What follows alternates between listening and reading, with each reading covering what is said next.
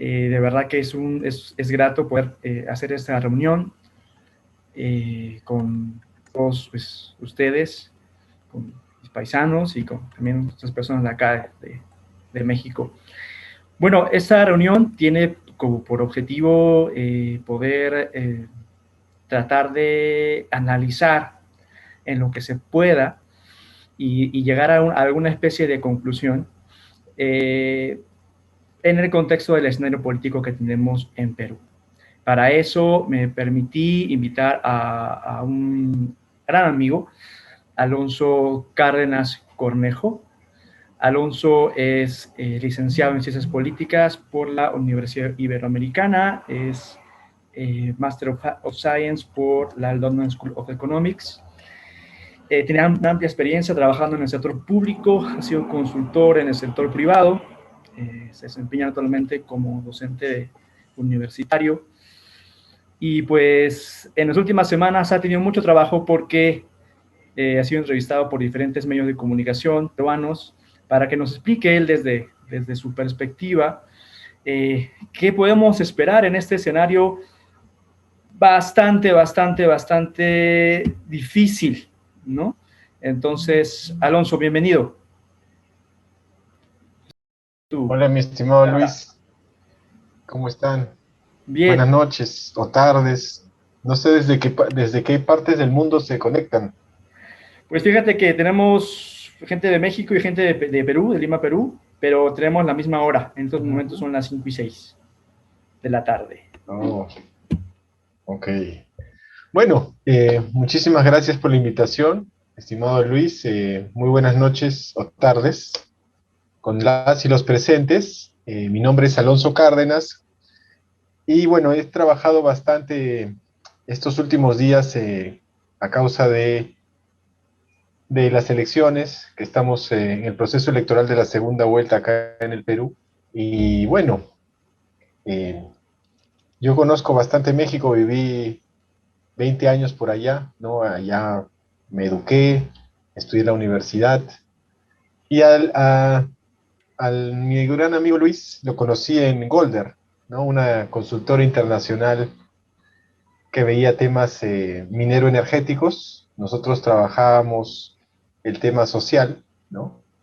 Y bueno, desde esa fecha que fue hace más o menos 9 años, imagínate, 9 años, pues hemos mantenido una bonita amistad y siempre nos conversamos entre nosotros, ¿no? Sobre diferentes aspectos políticos, filosóficos, literarios, ¿no? Hermenéuticos. Y bueno, ya que él me invitó para poder charlar con ustedes, yo en la mejor disposición. Lo que sí, Luis, creo que valdría la pena hacer una breve presentación de las personas que están aquí presentes, ¿no? Sí, claro, Alonso, sí, bueno, Alonso, o sea, van entrando cada vez más personas. En realidad, tenemos desde ingenieros agrónomos hasta empresarios, ya tenemos más de 15 personas, entonces yo creo que vamos aprovechando el tiempo que tenemos, el tiempo que tú tienes en realidad, porque también sé que luego vas a entrar a clases. Y bueno, nada, decirte igual, nuevamente gracias por aceptar, de verdad, amigo, esta invitación. Y sí, es una preocupación latente, tú que estás allá y que has estado en las últimas semanas conversando con muchas personas, parece que ya el Perú lo tiene claro por quién va a votar. Pero quiero comenzar este conversatorio, esta entrevista, con la siguiente pregunta, ¿no? En la primera vuelta, todo, se percibió de que el Perú quería en su mayoría un cambio radical. Sin embargo, si somos meticulosos, el 20% al que llegó Pedro Castillo no es la mayoría, no es el 50% más uno. Es decir, el 80% no se identifica con Castillo. Y en esta primera intención de voto de la segunda vuelta, vemos que también Pedro Castillo no llega al 50% más uno. Eso quiere decir, una vez más, bueno, según la perspectiva que tengo a través de los datos, es que tampoco la mayoría quiere a Pedro Castillo. Voy con Pedro Castillo, con el profe, ya que pues es el que ostenta el mayor porcentaje, ¿no? Pero no significa que pues, la mayoría tenga esa preferencia. ¿Qué opinas sobre esa interpretación? Bueno, hay que ver un tema, ¿no? Yo estaba viendo los datos, efectivamente, y de los 24,5 millones de electores que están habilitados para votar en el Perú, solamente el 10% votó por Pedro Castillo, o sea, del universo total. Uh -huh.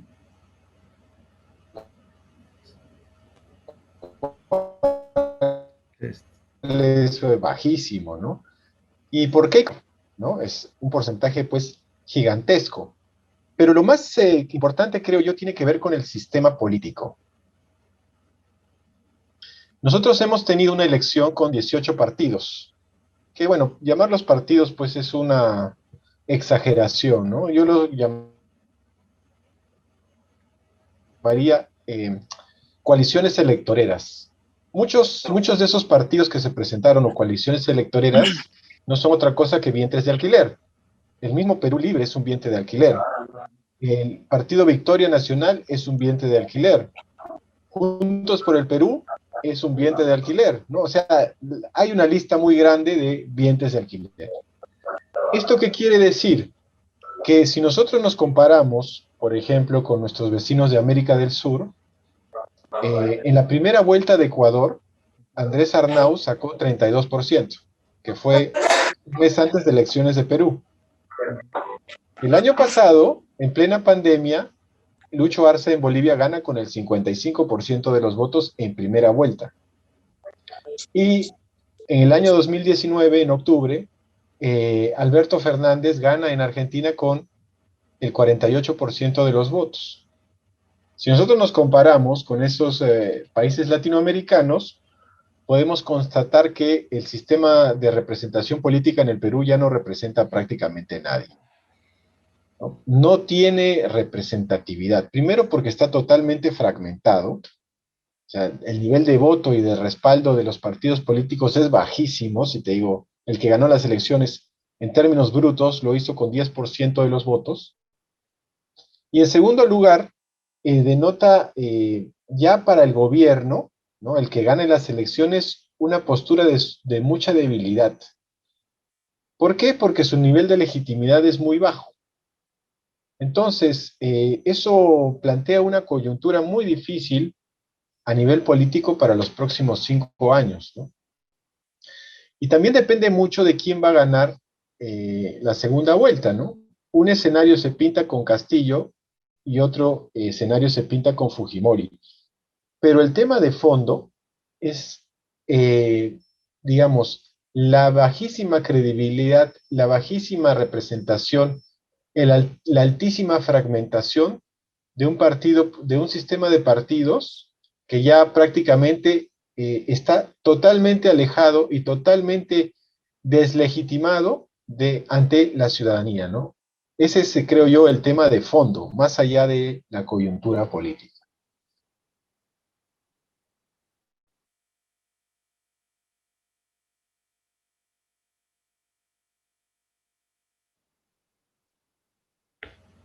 No tenía prendido el micrófono, Alonso. Sí, eso quiere decir que el próximo presidente tendría que hacer una reforma en ese sentido. Bueno, lo primero que tiene que hacer el próximo presidente es sobrevivir, ¿no? Uh-huh. Imaginemos que Pedro Castillo gana las elecciones. Desde el día uno, Que es lo más probable, ¿no? bueno, eso hay que verlo, ¿no? Pero desde el día uno va a tener un Congreso sumamente confrontacional, Uh-huh. ¿no? Que no le va a dar lo que se llama coloquialmente la luna de miel, no va a haber. Primero por temas políticos y segundo por temas sanitarios, ¿no? Como ustedes saben, el Perú es el país más golpeado del mundo en materia de coronavirus, ¿no? El Financial Times, ustedes me imagino que habrán visto esa noticia, ha señalado que en muertos por millón, el exceso de muertes es el equivalente a 4.100 personas. 4.100 personas. cuando los datos oficiales están alrededor de 1.700. Los países que le siguen a Perú en este 4.100 son Bolivia, Nicaragua y México, que están muchísimo más lejos, están alrededor de los 3.000. Y Brasil, que está en una situación complicadísima, Brasil, apenas está en los 2.000. Imagínense pues el nivel de la tragedia que está viviendo el Perú no tiene paragón en América Latina y a nivel mundial. Entonces, nosotros tenemos una tragedia a nivel sanitario y tenemos un escenario de extrema debilidad a nivel político. Si gana Pedro Castillo. Si gana Keiko Fujimori va a tener un Congreso, desde mi punto de vista, mucho más sumiso, ¿no? Mucho más dócil. ¿Por qué? Porque todos los satélites del Fujimorismo que están en el Congreso y que no son fuerza popular se van a plegar automáticamente a la candidata Fujimori. Por ejemplo, Avanza País de Hernando de Soto, pues se va a ir al toque con Fujimori. Renovación Popular de Porqui también se va a ir al toque con Fujimori. Y también hay varios satélites y varios tránsfugas que siempre están pululando por ahí, que al toque se van a ir con Fujimori. Perú Libre, que es un partido pues armado a último momento, si no está Pedro Castillo en el poder, desde mi punto de vista le va a pasar lo mismo que al Partido Nacionalista en el año 2006, es decir, que se quebró en 2 o 3 partes, porque es un partido político que ha surgido de la improvisación. Entonces, Keiko Fujimori, desde mi punto de vista, va a tener un escenario mucho más sencillo a nivel formal, a nivel institucional. Pero a nivel de la calle, y sobre todo a los niveles de los conflictos sociales, va a tener un ambiente muy complicado. Porque el sur, masivamente, ha inclinado por Pedro Castillo, ¿no? ¿Y dónde están los proyectos mineros gasíferos más importantes? En el sur. Y esos proyectos, Las Bambas, Tía María, Camisea, etcétera, están en una situación sumamente complicada. Y además son antifujimoristas a morir, ¿no? Entonces, ahí va a haber problemas, creo yo, porque si revisamos la historia, ¿no? En los últimos gabinetes, los presidentes del Consejo de Ministros generalmente caen por conflictos sociales. Entonces, el panorama es sumamente complicado, ¿no? Sumamente complicado. Yo creo que sí se necesitan nuevas reglas del juego, ¿no? Estas que hay ya no sirven, no tienen representatividad, no tienen legitimidad.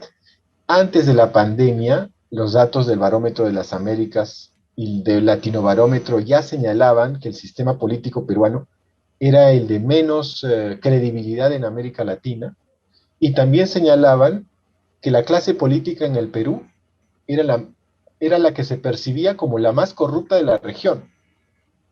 Con la llegada de la pandemia, todo esto se ha agravado y se ha deteriorado de una manera, pues, significativa, ¿no? La peor a nivel mundial. Claro, tal vez lo que ha sucedido con la pandemia es que nos hemos dado cuenta que todos los artículos científicos, los papers que decían los grandes intelectuales, economistas, que el Perú estaba en la senda del desarrollo, pues no era tan cierto que digamos, ¿no? Este, ahora que tú hablaste del Congreso, del poder del Congreso y esos dos escenarios, si es que gana Castillo o si es que gana Keiko, dices que pues a nivel institucional o más bien organizacional, Perú Libre es un partido muy endeble. Pero si te metes a leer, ¿no? el plan de gobierno, la organización de Perú Libre, pareciera, pareciera que a nivel social y económico la tienen muy clara, ¿no? Claro, desde su punto de vista, desde la ideología que ellos tienen, ¿no? ¿Tú crees que Perú Libre es tan, como partido, como organización política, es tan débil como el partido de Humala? Bueno, lo que pasa es que ahí nosotros tenemos que ver que el plan de gobierno de Perú Libre, ¿no? El plan de gobierno de Perú Libre se escribió en febrero del año 2020, antes de que llegara la pandemia. Y además se escribió cuando Pedro Castillo no era parte de Perú Libre, Uh -huh. sino después él se incorpora como un invitado. Ese plan de gobierno lo escribió el exgobernador Vladimir Cerrón, ¿no? Ajá. Pero yo no estoy tan convencido de que los ideales de Cerrón sean los mismos de Pedro Castillo, porque recordemos que es el contexto de la improvisación, ¿no? Ujú. Vladimir Cerrón necesitaba un candidato porque si no iba a perder la inscripción. Y bueno, Pedro Castillo tuvo, digamos, cierto éxito en la huelga magisterial del año 2017 y pues lo pusieron, ¿no? Pero por estos avatares que tiene la vida política en el Perú, pues si, si te llega la fortuna, puedes pasar a segunda vuelta, a pesar Ujú. de que tienes muy pocos votos, ¿no? Como está todo tan fragmentado, con pocos votos se puede llegar a segunda vuelta en un sistema tan lleno de archipiélagos, ¿no? Entonces, en relación con tu consulta, con tu pregunta, yo no sé qué tan convencido está Pedro Castillo del plan de gobierno de Perú Libre. Pero eso es... Se hizo Ajá, antes de que él fuera candidato. candidato. Pero eso es muy complicado, ¿no? En el sentido de que de una u otra forma Castillo llega podría llegar al poder por las ideas de Perú Libre, de Vladimir Cerrón, ¿no? Entonces, ¿qué pasaría si Castillo llega a la presidencia y se pelea con Vladimir Cerrón? Vamos a imaginarnos que pasa lo mismo con Ollanta, ¿no? Que Castillo llega al poder, que la Confiel lo secuestra y que se pelea con Vladimir Cerrón. ¿Qué pasaría en ese contexto? Bueno, no tenemos una bola de cristal, ¿no? Pero es muy importante entender los contextos, ¿no? El contexto que recibe Ollanta es el contexto todavía de los últimos coletazos del superciclo de las materias primas. Claro. O sea, la economía en el Perú estaba pues bollante, ¿no? A nivel Teníamos macro, a trabajo, nivel micro era un, teníamos trabajo a usted y yo. nivel micro, claro, a nivel micro era un desastre, pero a nivel macro era maravilloso, ¿no? Uh-huh. El Perú que va a recibir el próximo gobierno es un país devastado por una guerra, ¿no?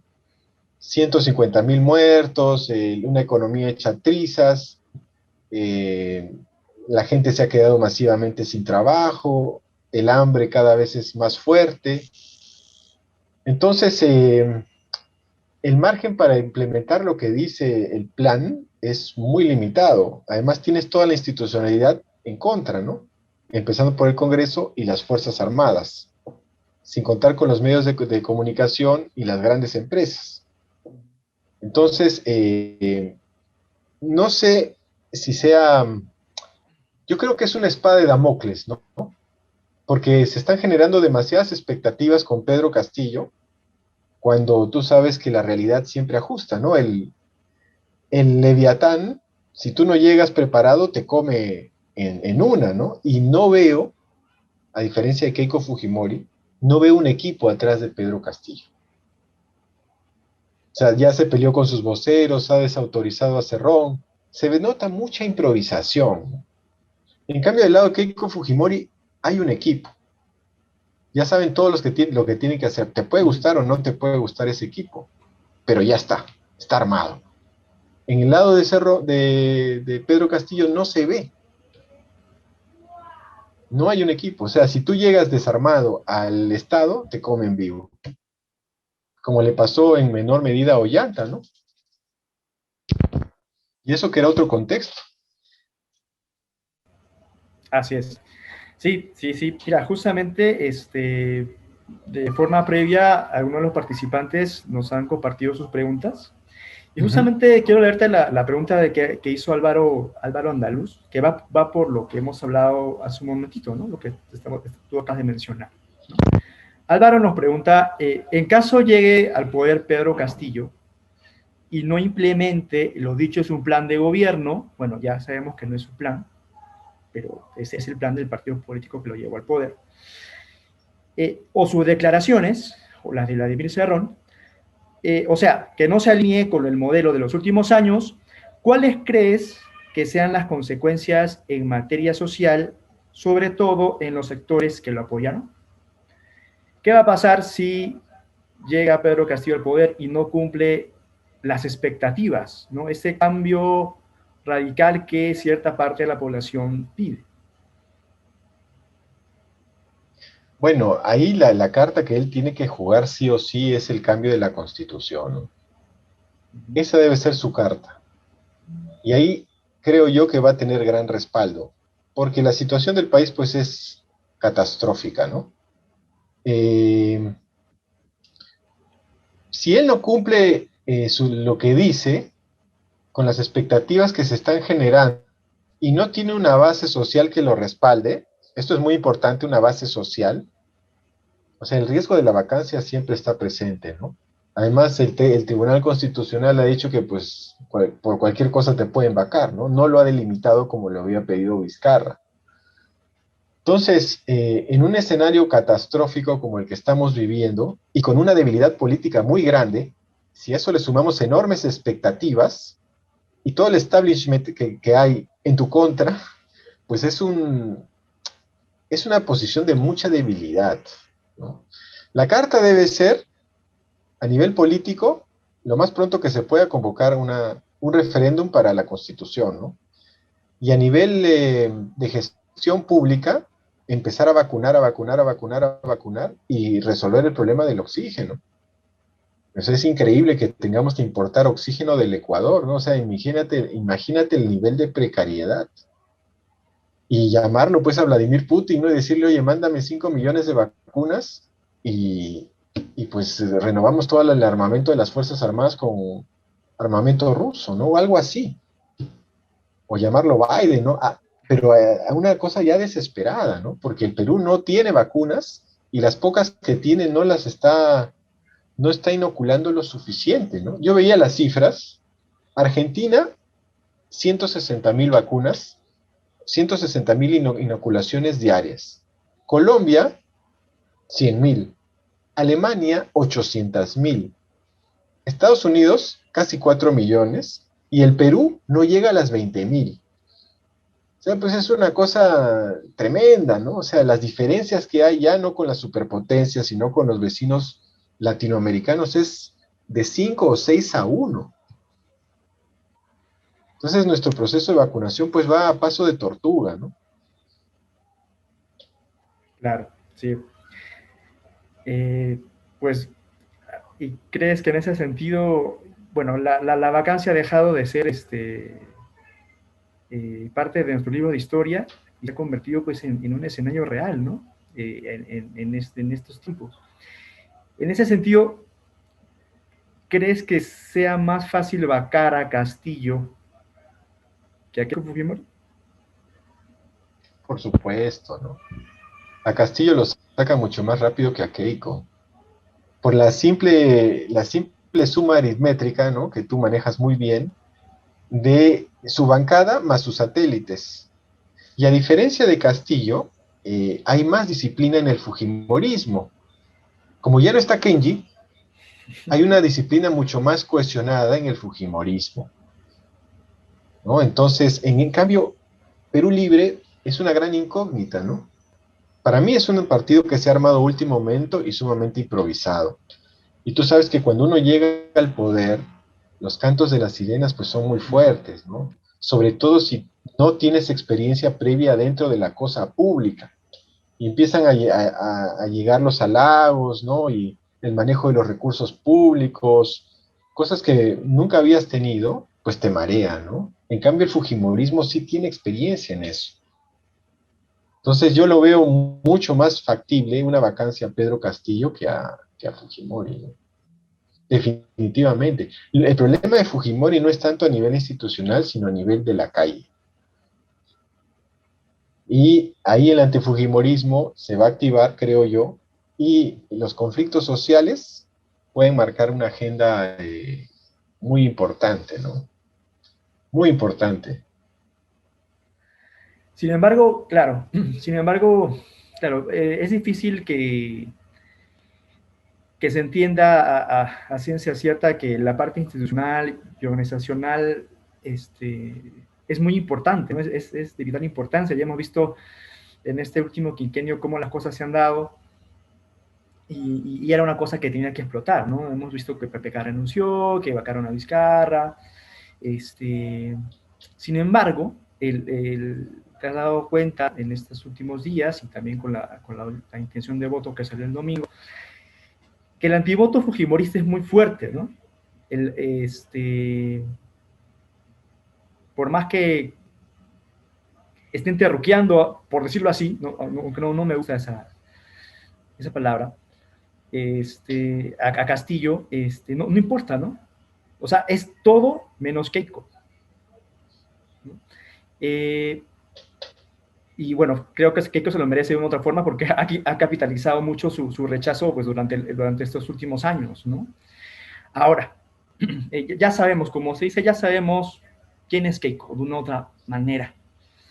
Y del profe, de Castillo, sabemos muy poco, pero de su partido y de los congresistas que lo acompañan, parece que se sabe bastante, ¿no? Incluso en los últimos días, algunos diarios sacaron una nota sobre la posible relación entre 4 o 5 congresistas elegidos por Perú Libre, ¿no? Con el Movadef.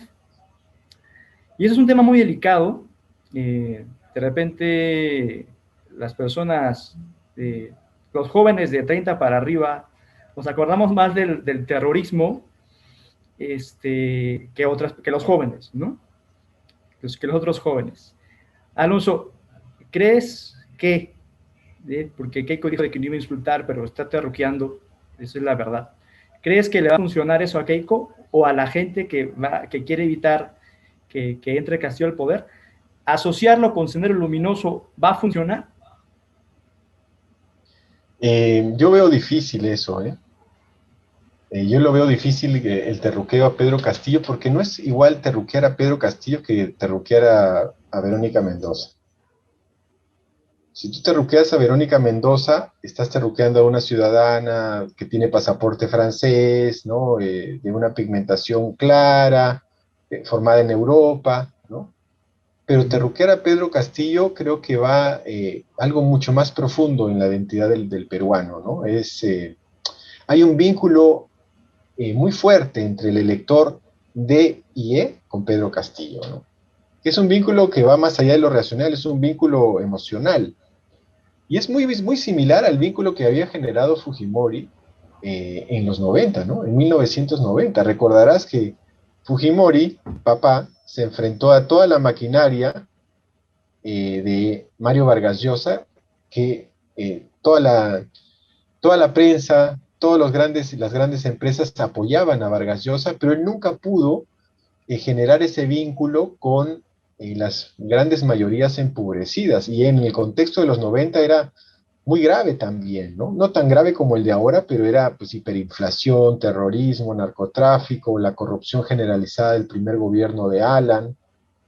Eh, y ese vínculo lo logra Fujimori. Y ese vínculo lo está logrando Pedro Castillo, ¿no?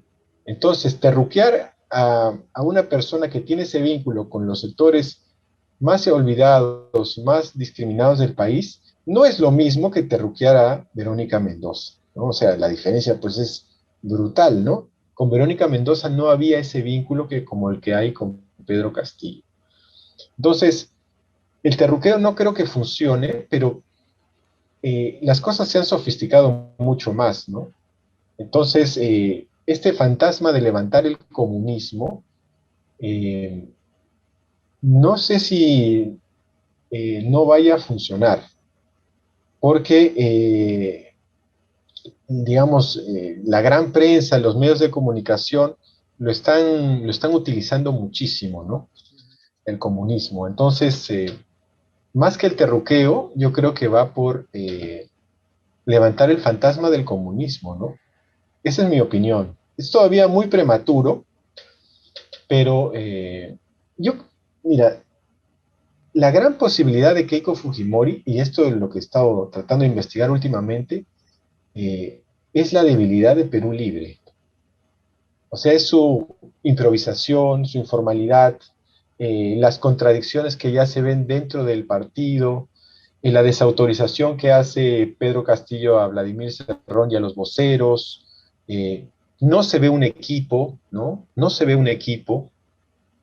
Yo creo que 40 días, un poco más de 40 días es una eternidad en un contexto de pobreza institucional, ¿no? Entonces, si nos llevamos al extremo, puede ser que Perú Libre implosione antes de llegar a la segunda vuelta, porque es muy improvisado, ¿no? Se ve muy frágil. Entonces, veremos, ¿no? Algo nos está escribiendo ahí. A ver, doctor, lea usted. Sí, sí, mira, es una pregunta Vanessa. de Vanessa Peña, ¿no? Pero sí, antes de leerte esa pregunta ya me mandó otra pregunta por acá. Espera, dame un ratito. Bueno, más allá de la parte del ejecutivo, ¿no? Vanessa tiene una pregunta y también es una pregunta, voy a tratar de juntar las dos, la de Vanessa y la de Stephanie Quispe. Mira, lo que está proponiendo los congresistas electos de Pedro Castillo es de que haya un cambio de constitución durante los primeros 6 meses. La pregunta es si puede ser factible hacerlo durante el primer semestre. Esa es la primera pregunta. Ahora, la otra pregunta, la de Vanessa, respecto también al Congreso, es ¿cuáles crees que son los temas urgentes que tiene que desarrollar este nuevo Congreso? Donde la mayoría justamente es, pues, como dices tú, va a ser fujimorista y los satélites del fujimorismo. Bueno, digamos, empezando por la segunda, ¿no? Los temas urgentes, pero urgentísimos, es tratar de salvar la vida de la gran mayoría de las personas, ¿no? O sea, el Congreso se tiene que alinear, por ejemplo, con dar normas que faciliten un programa de alimentación masiva a la población. O sea, realmente estamos en un contexto de una guerra, ¿no? La gente se está muriendo de hambre, o sea, es realmente dramático. Si tú ves la explosión de comedores populares que están surgiendo por todos lados de Lima, ¿no? O sea, es increíble lo que está sucediendo. El tema del oxígeno también es crítico, ¿no? Crítico ya, por ejemplo, Verónica Mendoza había dicho que iba a intervenir la producción de oxígeno temporalmente para producir masivamente, ¿no? Y evitar que la gente se muera por falta de oxígeno, que es algo realmente vergonzoso, ¿no? O sea, no tener oxígeno es como no tener algodón, ¿no? Es algo sumamente básico y por lo que yo tengo entendido, construir plantas de oxígeno no es complicado y es barato. No hemos podido hacerlo. Uh -huh. Sí. Es increíble, ¿no? No se ha podido construir plantas de oxígeno. Importamos, como te digo, oxígeno de Ecuador y también de Chile, ¿no? Imagínate la precariedad. Y luego, ¿cuál era la primera pregunta, Luis? Si durante el primer semestre se va a poder hacer el cambio en constitución, que es lo que están queriendo hacer los congresistas electos. Yo creo que no va a ser posible, ¿no? No va a ser posible porque la emergencia sanitaria te va a marcar la pauta.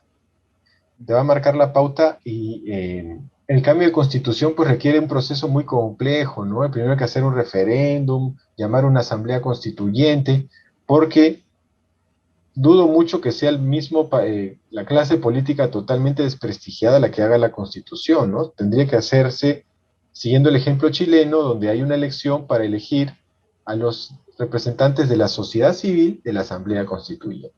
O sea, sería muy complejo, ¿no?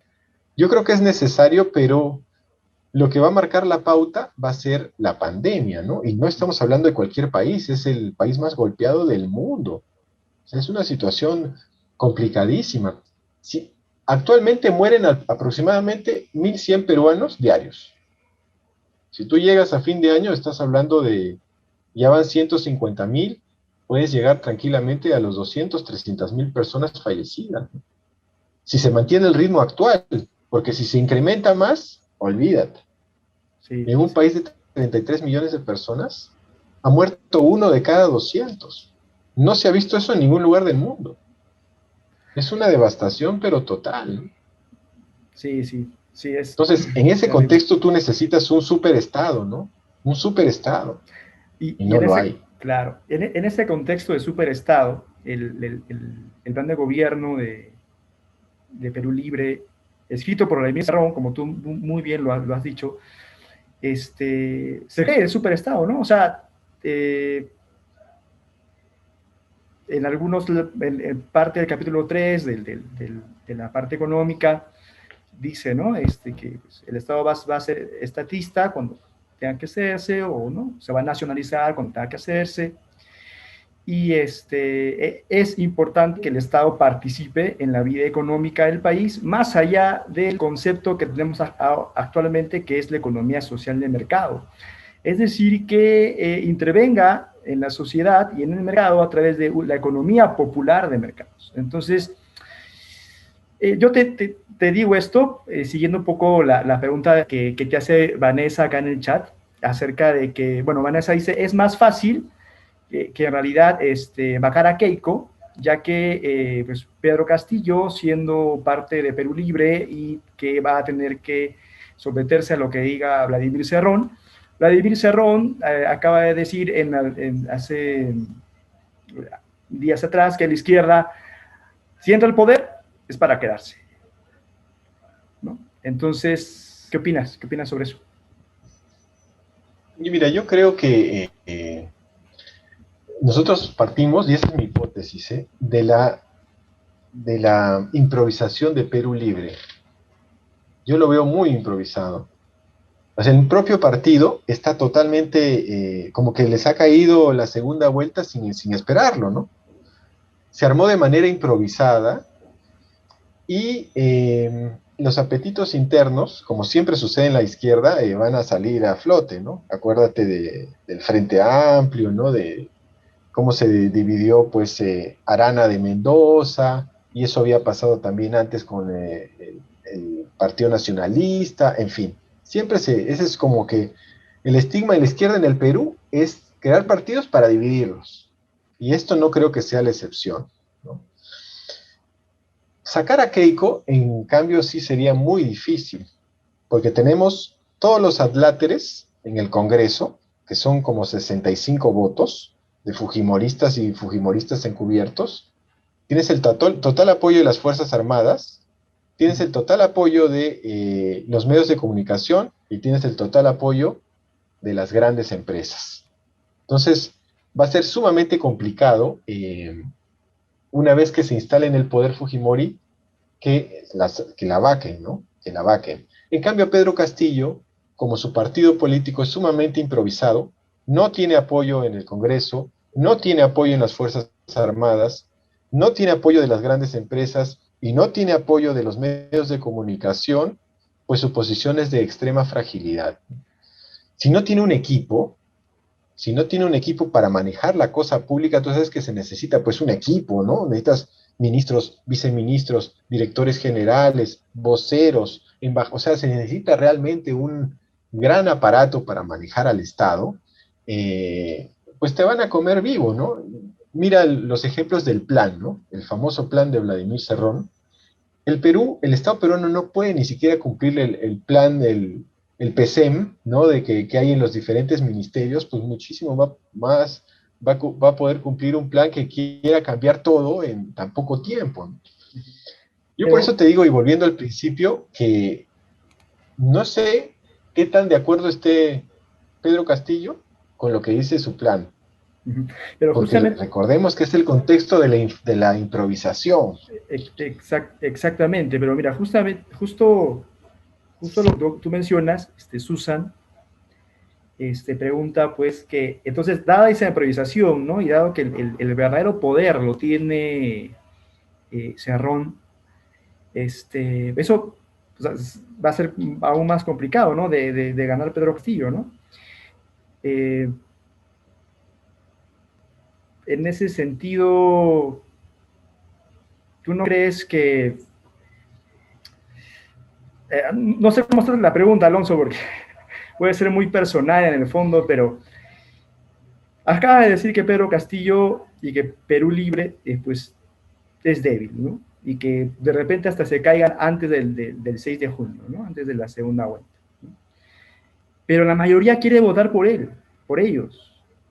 Ahora sí parece, ¿no? Que esos 11 puntos porcentuales de diferencia con Keiko, pues, sí son significativos, ¿no? Entonces,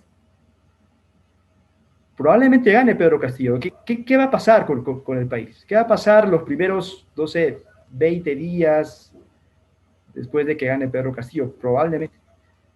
Dado que tú has dicho que pues no, carecen de organización y institucionalidad, ¿no? Nosotros estamos pagando 20 años de abandono institucional, ¿no? Es el famoso piloto automático. No se ha construido un sistema de representación política como lo tienen los otros vecinos latinoamericanos. Esta cultura combi que tanto nos ha caracterizado de los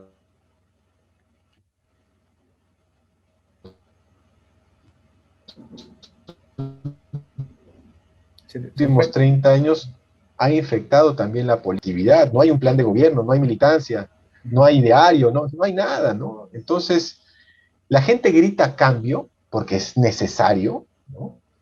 Pero el vehículo tradicional que debe unir al gobierno con la sociedad civil es el partido político. Y nos,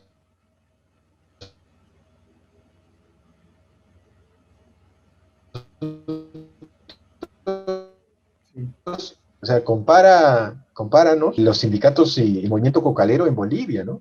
O el peronismo, olvídate pues allá el PRI, ¿no? Morena, en fin, son partidos cuajados, el mismo PAN, el movimiento indigenista en Ecuador, los sin tierra en Brasil, ¿no? O sea, hay un movimiento fuerte, político, está yendo la conexión. masa, con ideario, esa mística. Y los partidos se arman, pues, dime tú un ejemplo en el mundo donde el candidato que está en segunda vuelta no sea parte del plan de gobierno.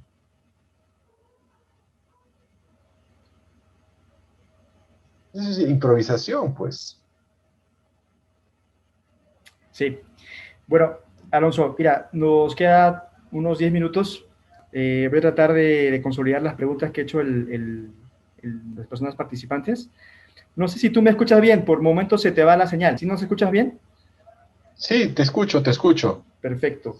Alonso, mira, hay muchas cosas en el tintero.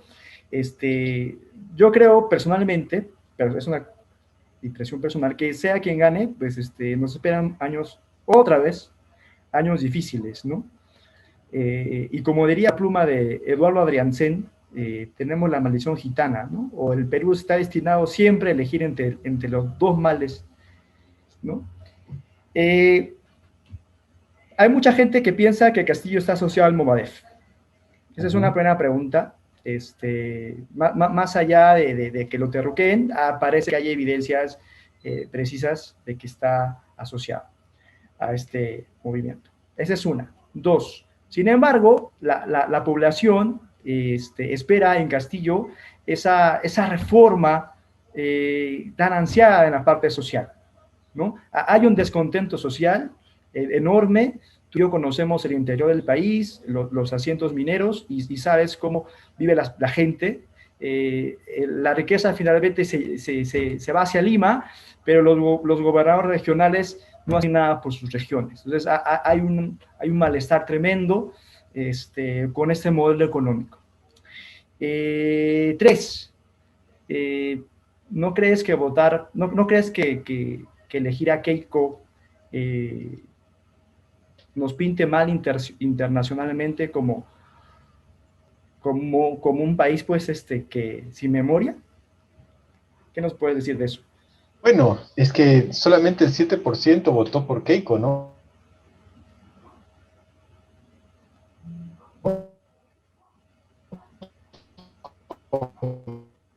Vencido. El desgaste que ha tenido ha sido pues tremendo, ¿no? Y bueno, los vínculos de Pedro Castillo con el Movadef están ahí, ¿no? Pero él no está siendo investigado, no tiene juicios, no tiene temas pendientes con la justicia, ¿no? En cambio, Keiko sí, Keiko estaba hasta presa, ¿no?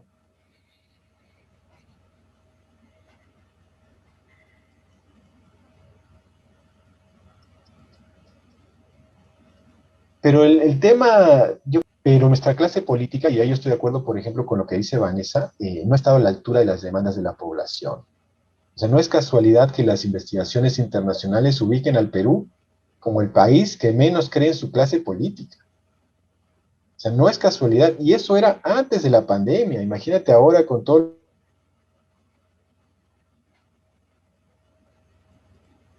lo que ha sucedido, pues eso se ha agravado mucho más. El más débil de América del Sur. Y bueno, todo lo que está sucediendo es una muestra evidente que esos 20 años de crecimiento económico ininterrumpido, pues no se tradujeron en una mejor nutrición, una mejor vivienda, un mejor sistema de salud, un mejor sistema educativo.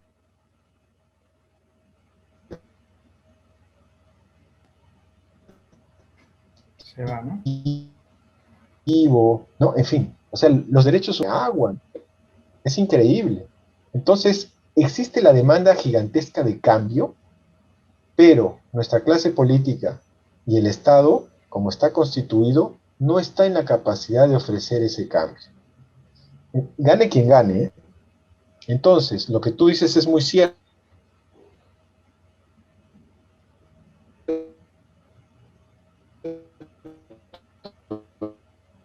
En estos próximos años, Fujimori, porque los problemas estructurales de fondo no se están abordando, ¿no? Alonso, ¿sí me escuchas? Sí, sí. Sí, sí, gracias. Lo que pasa es que llega un momento en que sí se corta. Mira, ya como para ir dándole fin a nuestra reunión, hay haber muchas preguntas, ¿no? De repente podríamos invitarte para otra ocasión y que eso más que una entrevista se convierta en una especie de conversatorio muy ordenado, muy alturado, claro. Entonces no sé si te comprometerías para en otra oportunidad previa ya a las elecciones puedas estar con nosotros. Bueno, claro, si me invitan, yo con todo gusto, ¿no? Gracias, Alonso. Alonso, yo sé que te han preguntado mucho, ¿no? Estaba viendo tus entrevistas en Exitosa, en otros medios. Este, tú, con base en tu visión política, de experiencia política que tienes, ¿cuál sería el mal menor? ¿Cuál sería el mal menor? Bueno, pues hay que decir lo de Levinsky, ¿no? O sea, con Castillo están las dudas, pero y con Keiko están ya no solo las certezas, sino las pruebas, ¿no? Esa es mi opinión. Uh -huh. Sí, no, Obviamente cada uno puede, independientemente de quién gane, los problemas estructurales del Perú se mantienen pues eh, muy graves, ¿no? Muy graves. claro, sí. Pero bueno, por lo menos con Castillo tenemos la certeza de que una institucionalidad débil y eso es muy, muy peligroso, como has manifestado tú varias veces en la entrevista de hoy, en un contexto en donde Perú como país está que se desangra, ¿no? Claro. Sí, O sea, si es a mí me preguntan por Castillo, diga improvisación, uh -huh. ¿no? Ese es es el gran problema. Tú vas a llegar al reto más grande en la historia republicana improvisando. Ese es Sí, un problema gigantesco. pero la patria sigue improvisada siempre, ¿no? Sí, pues, pero si queremos dar el salto, o sea, ya creo que es el momento, ¿no? De dejar de crecer y empezar a desarrollarnos. Claro, Es muy distinto, tú lo sabes. así es. Sí, bueno, pues, mi estimado, sabemos que tienes que pasar a clases y de verdad te agradezco mucho, Alonso. Después de tiempo que no nos vemos, creo que 2 años, aunque sea por ese medio verte, de verdad es grato conversar contigo. Y ha quedado muchas preguntas. Esto da para más, ¿no? Entonces sí pues ya de antemano te comprometo para encontrarlos una segunda vez. Bueno, adelante, amigo, y cuídese mucho por allá. Siga comiendo sus tacos de arrachera que veo que lo están tratando bien. Y ya bueno, te mando un gran abrazo, pues. Gracias, Alonso. Gracias. Muchas gracias a ti y de verdad muchas gracias a las personas que se han conectado en estos momentos con nosotros. Sé que hay muchas preguntas, he tratado de resumirlas algunas Y pues nada, seguimos en esto y un saludo para todos. Nos vemos. Gracias. Buenas Gra- tardes. Gracias.